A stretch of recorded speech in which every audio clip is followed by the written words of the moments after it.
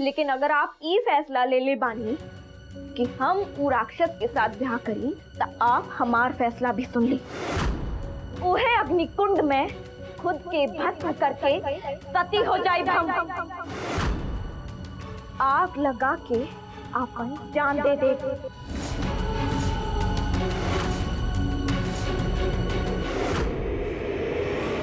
ना, हरगिज ना। जब तक हम होगी ई ना होगी देव। अच्छा, काहे? का चाहता नहीं आप? आपके घर वाला के दूसर पत्नी और आपके सौतन बन के जिंदगी गुजारती हम। आज औरत एक औरत से विनती करतिया, भीख मांगतिया कि मर जाए दी हमरा, उससे पहले कि पापी हमरा छू के अपवित्र कर दी। इतनी जल्दी विश्वास डगमगा गई अपन कृष्णा से, लेकिन हमार विश्वास बा। जब जब रावण सीता मैया के हरण करी, उनकी रक्षा करे श्री राम अइबे करी हैं। पापी के संहार होगी, हिम्मत ना हारी के क्षमा बिल्कुल ना। और तब का जब वो हमरा से मुंह फेर ली है, तब तो अपन जान दे के मान बचावे ही पड़ी ना। अरे सूर्योदय होके से कोई रोक सकेला? देखिए उदरजी तहार निखिल के खबर दे देले होगी, और ना भेजले होगी तब खून से लिख के भेजले बाड़ू, स्याही से ना जो मिटा जाए। ना बेचैन काहे हो ताड़ू?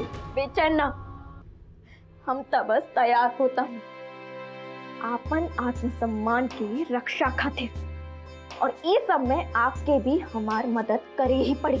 ना, हरगिज ना, और पाप के भागीदार मत बनावा हमके। मौत के मुंह में झोंक सके नहीं आप, फिर मरे देवे में कैसा दिक्कत? ना तारा सवाल के जवाब बा हमरा लगे, और ना ही ई प्रस्ताव स्वीकार बा।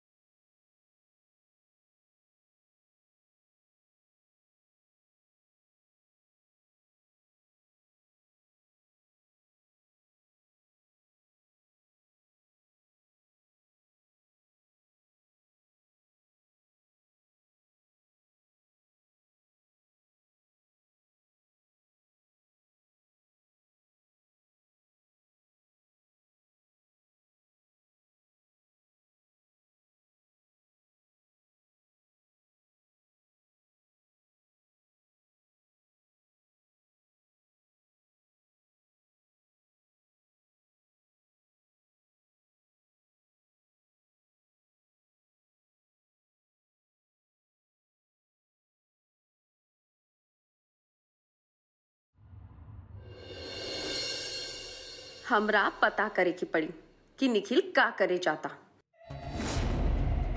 और ई बात के खबर देवे के पड़ी भीमसेरिया जी के। काहे कि अभी हमार जिंदगी में उनका से अधिक महत्वपूर्ण और कुछो नहीं थे।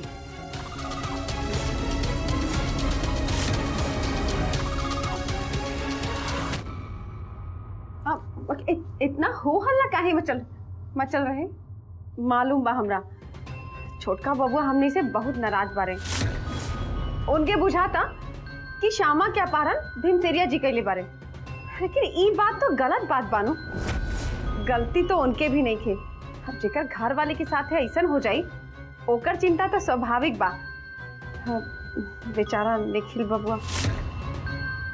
अच्छा, छोटका बबुआ और बड़का भैया कुछ कहले हैं का आपसे? माने का प्लान बा उ लोग के? का करे के चाहत रहले उ लोग? कुछ तो करे के पड़ी नु। अपन घर के इज्जत के सवाल बा। कहीं उ लोग के भीमसेरिया जी के धरे पकड़े के प्लान तो नहीं थे? चोरी चुप के उनके घरे जाके? हाँ, पहले तो ये भीमसेरिया जी बोलल बंद करा। बुझाई तारा, हटा सामने से। आपके पता नहीं खे, लेकिन हम तो अता पता करके ही रहा। निम्मन मौका बा भीमसेरिया जी के मदद करके ई घर के सारा राजपाट अपन नामे करे के।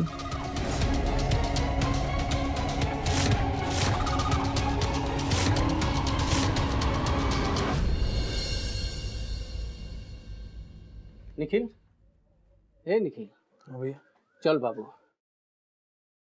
अब सियार से भिड़े का वक्त आ गई। रंग रूप बदल के 1 घंटा में तैयार हो जाओ बाबू। हिलो।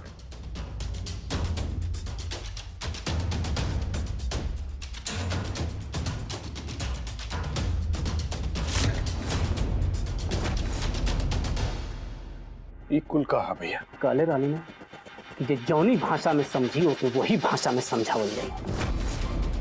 भीमसेरिया के पंडित चाहता शादी के फेरा करवावे खातिर। हमारी निखिल झा से बड़का पंडित ब्रह्मांड में के बा? ये बात। उठ, गेटअप बदल, चंदन लगा, अब भीमसेरिया के मुक्त करो करी जीवन के बंधन से। अब बता दे भाई कि सीता मैया पर जब जब कोनो रावण अपहरण करे का दुस्साहस करी तब भगवान श्री राम ने धरती पर अवतार ली है। 1 घंटा में तैयार हो जो भाई।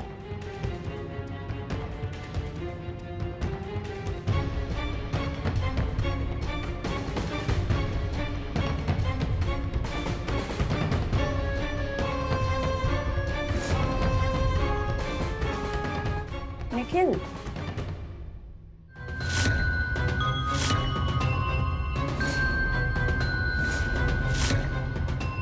अधर्म पर विजय खातिर जरूरी बा पहले आपन क्रोध पर जय।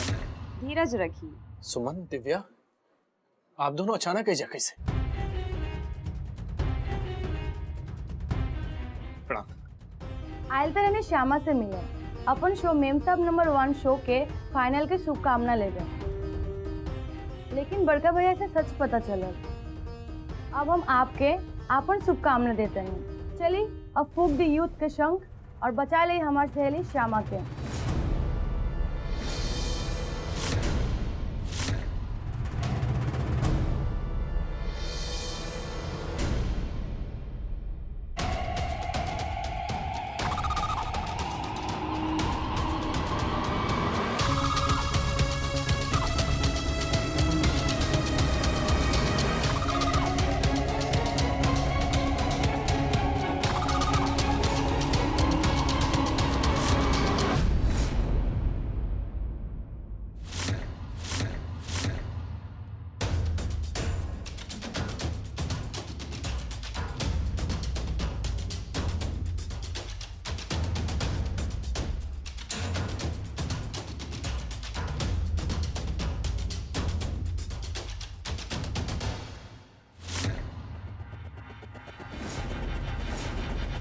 आज रामनवमी बा, इसे बेसी शुभ दिन और का हो सकेला। रावण वध आ माता सीता के मुक्ति के। जैसे माता सीता बिना भगवान श्री राम अधूरा भारत वैसे श्यामा बिना निखिल मात्र एक शरीरा। रोवल चिंता मत करी, आपकी सहेली की आज भी ना आई, वचन देता नहीं।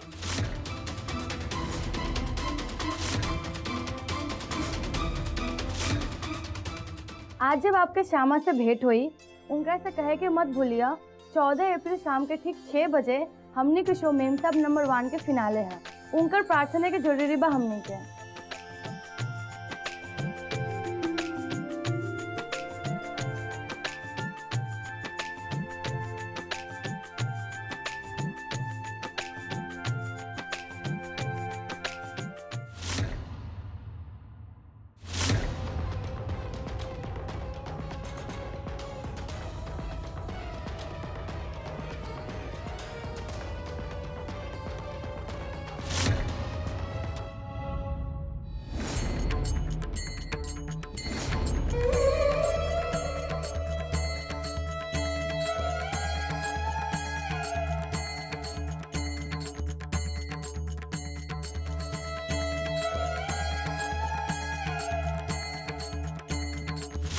आपके साथ घर बसावे के सुंदर सपना देख ले रहनी।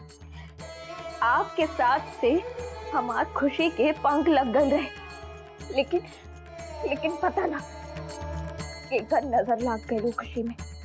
हाली से आई ना तो आपके श्यामा आपके साथ ना आपके कंधा पर जा, कंधा पर।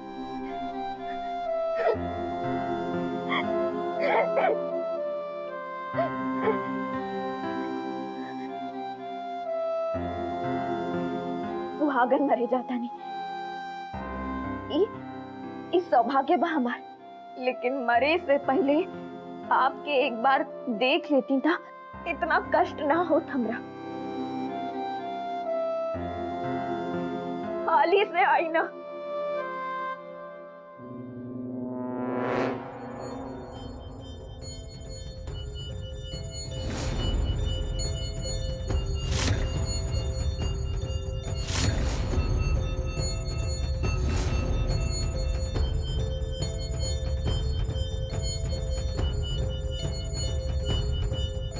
बहुत दिनों बाद एक बढ़िया मुर्गा हाथ लगल बा। ससुरा के सारा पंख नोच ले आज, और दक्षिणा में 1100 रुपया नगद नारायण ले।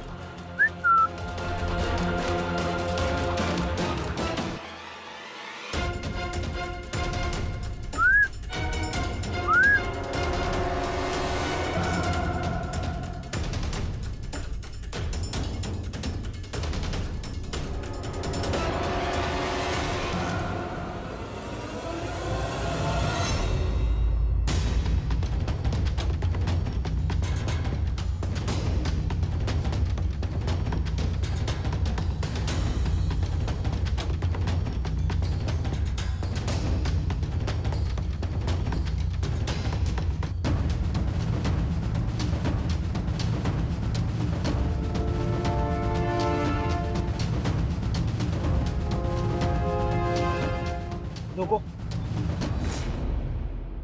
पंडित जी नाम बताए।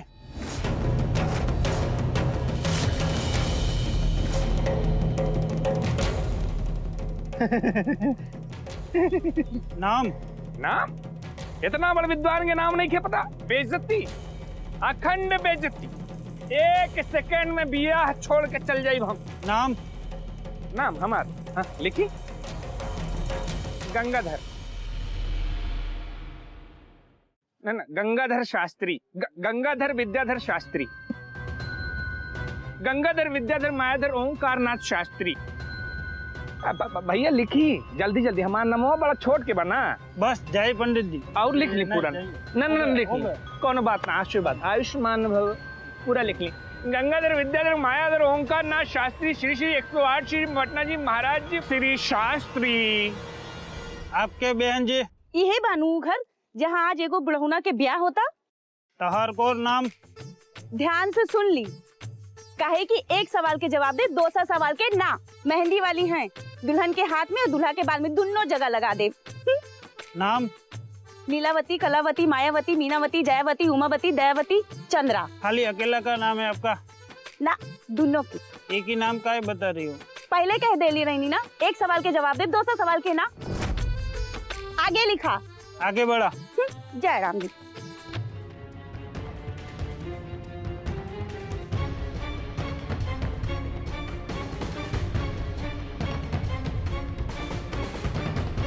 तेरे मन से तू कैसे पहली ली रही कुल दिन वाबर? जब पहनल तो पता चलल ना। जयराम जी की।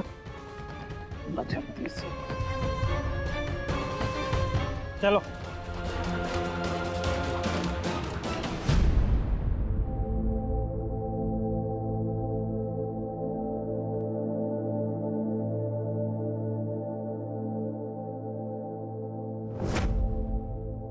ठीक बा प्रभु, आपकी मर्जी हमरा खातिर आदेश। 1 घंटा बाद 2 बज जाए और अगर तबले हमार पति ना आई हैं तब फिर हमार लाल आपके हाथ में बाबा। जितना जिंदगी आप हमरा देले बानी उ खातिर धन्यवाद। अभी मौत भी उहे खुशी से मिले चाहिए हमरा, काहे कि सम्मान हिराए से तनी मौत होगी।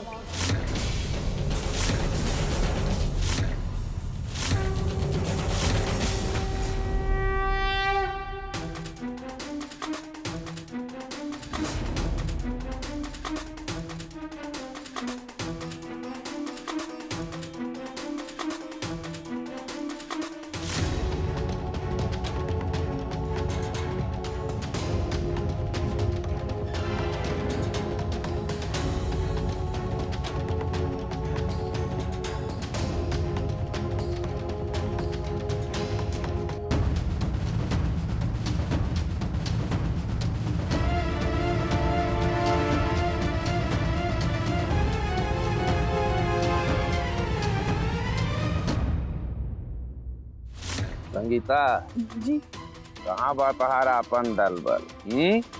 कि पति के ब्याह के खुशी में तू कुल तब भूले गल बाड़ू। जी चल देले बाबू लोग, बस आवा था। डिटेल बतावा सब कर। जी पंडित जी तो सीधा दरभंगा से आ रहल बाड़े।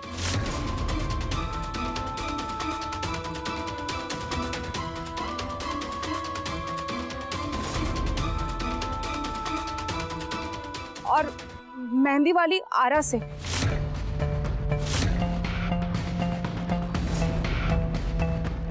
अब दर्जी तो मालूम ही बा आपके।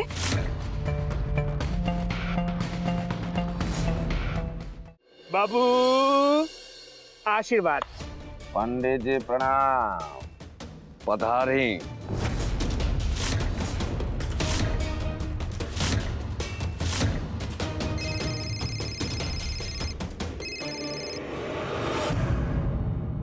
हेलो भीमसेरिया जी, का हाल? वो कहावत आप सुन ही होखब कि असली दोस्त वो होला जे जरूरत में ना मुसीबत में साथ देवेला। का मतलब? तय खोल के बताई ता। सुनले बानी कि निखिल झा आपके पीछे गई बा और उहो पूरा तैयारी के साथ। साचो?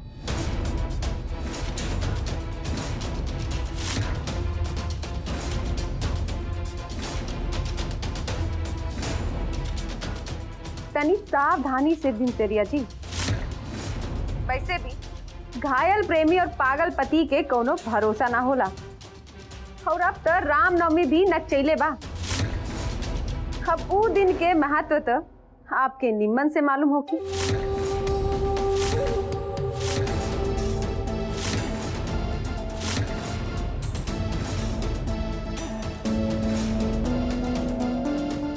माने के निखिल जहाँ के हमार सुगंध मिल गई बा। और सूंघत सूंघत इंजा तक आवता। मिस्टर भीमसेरिया जी, हमरा और आलोक जी के तो इहे बुझात रहे, लेकिन पता ना वो बेवकूफ निखिल के कहाँ ई बुझाता कि आप ओकर श्यामा के अपहरण कैले बानी। चली जाए दी कि बेकार के बात में हमारा आपसे संबंध खराब करे के नहीं। माया जी, आप तो और आपकर पति देव हमार परिवार बानी, लेकिन आपके वो देवर निखिल झा हमरे समझ के बाहर बा।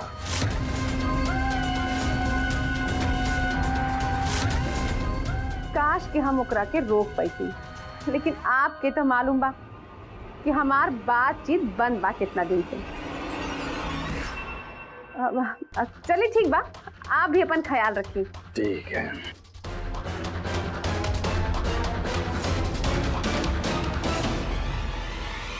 अरे तो तू लोग यहाँ झुनझुना बजाए बदे खड़ा बाड़ा जा। ए पंडित, चला ब्याह का तैयारी शुरू करा फटाफट। प्रणाम प्रणाम। ए तू दोनों जा करके हमरे दुल्हन के सजा दा अच्छे से।